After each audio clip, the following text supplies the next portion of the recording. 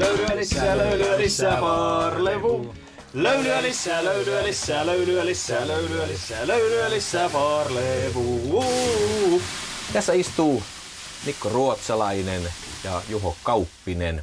Oletteko te kahdestaan tehnyt tämän saunan?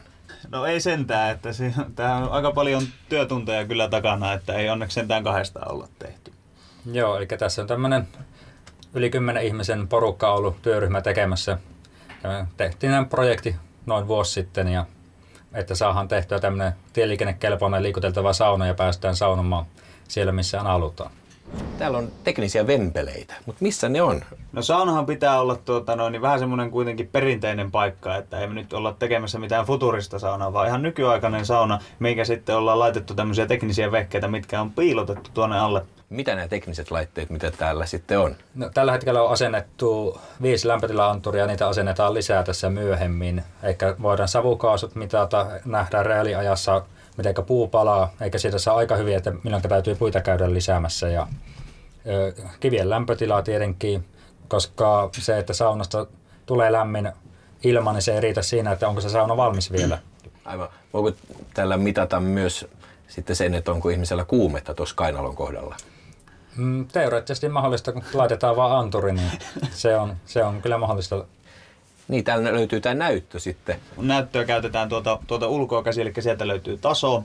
Se näyttö näkyy sekä tänne sisälle tuohon saunan nurkkaan, sekä sitten sinne ulos tietysti, että se käyttäjä pystyy sitä katsomaan. Eli sieltä löytyy tietokone, jolla sitten pystyy vaikka selaamaan internettiä, löytyy langaton internet. Televisio meiltä löytyy kyllä sillä tavalla, että on TV-kortti kytkettynä tuohon tietokoneeseen, ja sitä kautta sitten pystyy katsomaan televisiolähetystä.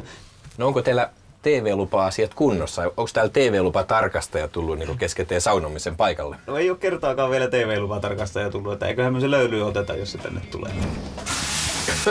No niin, täällähän päästään vauhtiin jo. Miten tästä liikkuvasta saunasta sanoo 3-ääninen raatimme? Millaisia jälkilöylyjä sieltä teidän päistänne pihisee? Marko, ole hyvä.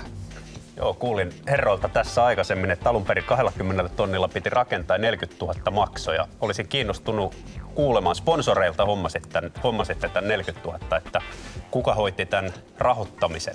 Soititteko te niin kuin näille yhteistyökumppaneille? Joo, kyllä. Eli sehän tässä oli niin kuin ideana, että opiskelijat hoitaa kaiken tämän toiminnan, eli hoitaa rahoituksen, suunnittelun, valmistuksen, toteutuksen. Nyt mä sanoin, että tämä on aivan loistava. Tämä juttu, että suomalaiset insinöörit ottaa luurin käteen ja hommaa rahat omalle unelmalle. Et nyt vaan nuoret miehet, niin teillä on iso tulevaisuus edessä. Että jos myydään tämmöinen liikkuva sauna 40 000, 30 suomalaisille yrityksille, tähän voitte myydä mitä vaan. Mun on pakko kysyä, että mitä te lupasitte niille sponsoreille? Mitä sponsorista?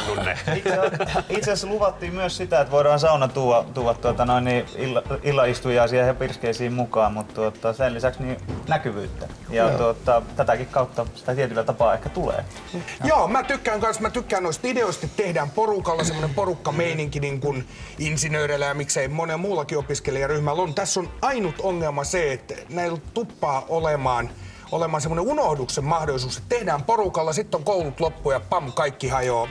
Se hyvä flow ja kaikki se rahan kerääminen ja business, eräänlainen business, tämä nyt ei ole varsinaisesti businesskohde, niin se unohtuu ja katoaa, että älkää sitä hävittäkö elämästänne. Oliko teillä yhtään poikkitieteellistä ryhmävahvistusta esimerkiksi sairaanhoito-opiskelijoita, koska saunaanhan liittyy oleellisesti nämä kaikki riskit?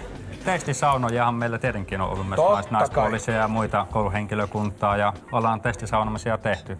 Otettu anturitietoja pihalle, että pystytään jatkokehittämään. Niin ja jatkoille tietysti hoitsut myös on varmaan ollut.